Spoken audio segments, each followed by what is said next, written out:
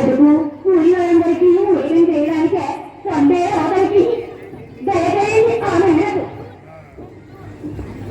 మంత్ర ఏమిటారు సరుసులు ఎవరైనా పండగ చేసుకుంటున్నారా? ఆహా, నువ్వు నేను తప్ప అంతా పండగ చేసుకుంటున్నావు. ఏంటో విశేషం? అభిషేకమా? అభిషేకమా ఎవరికే? అయ్యా వారికైతే నేను ఎందుకు వాపోతాను, కాని వారికే. ఇంకా విడమర్చి చెప్పాలా? తెల్లవారితే నీ సవతి కొడుక్కి పట్టాభిషేకమట. నీ మగడు రాజ్యం కట్టబెట్టేస్తున్నాడు.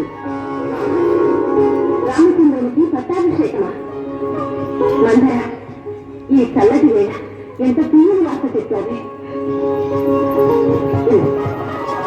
నా రాముకి నేనే మంగళ స్నానం చేయిస్తా.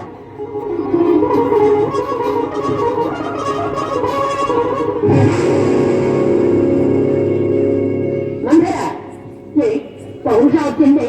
నువ్వు నమ్ముకున్న వారంతా ఏకమై నిన్ను మోసం చేస్తూ అవమానపరుస్తూ ఉంటే అని పౌరుషం. నువ్వు నమ్ముకున్నా నీ ముప్పై దాచి పట్టుకొచ్చింది. మంత్ర, ఏంటి ఇప్పుడు జరిగిన అవమానం? ఇంతకంటే ఏం జరగాలమ్మా? ఏ చిన్న విషయమైనా ముందుగా నీకు విన్నవించందే సభలో ప్రకటించది కాదు. ఇంత పెద్ద నిర్ణయం మాట వరుసకైనా చేయడం వచ్చాడా?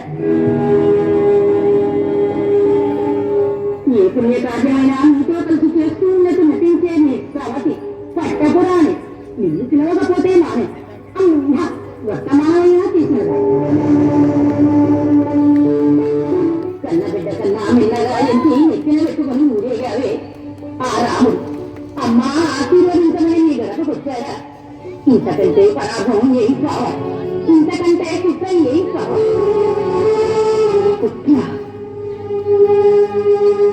గుర్తు చేసుకో, సంతానహీనుడు వారసుడి కోసం నీకు తాడి కట్టిన రాజు. ఆనాడు నీ బిడ్డకు పట్టం కడతానని వాగ్దానం చేసిన ఆ రాజు ఈనాడు నీ బిడ్డను దిశాంతరం పంపించు. ముద్దుల భార్య నిన్ను మర్చిపోయి పెద్ద భార్య గురించి పట్టం కట్టబడుతున్నా. ఇది కుట్ర కాదా? తెల్లవారితే కౌశల్యాదేవి పట్టమహిషేకాదు, రాజమాత కూడా. ముద్దుల భార్యగా ఇన్నాళ్ళు అనుభవించిన భోగాలన్నీ ఈనాటికి వచ్చాయి. ఆవిడ అంతకంత సాధిస్తుంది. ఇక ఈ అమ్మాయి ఆ మేడ దాటింది. మార్గం చెప్పండి. ఏముంది? భరతులకి వర్తమానం ఏమని అడవులకు పోయి తల దాచుకోండి. మీ బిడ్డ రాజ్యానికి వస్తే రాముడు దేశాంతరమో లోకాంతరమో పంపుతాడు. అది నా బిడ్డకు పట్టవలసిన గట్టిగా, అది నీ సైతి బిడ్డకు పట్టవలసినది. వాడు కట్టుకునే పట్టం మనవాడు కట్టుకోవలసింది. అంతేనా సరే అవుతుంది. దేవాసుల యుద్ధంలో నువ్వు చేసిన సహాయాన్ని నీ భర్త 2 వరాలు ఇచ్చాడు. గుర్తుందా? ఆ వరాలు ఇప్పటి వరకు కోరుకోలేదన్న సంగతి గుర్తుంది. నేను కోరుకుంటాను.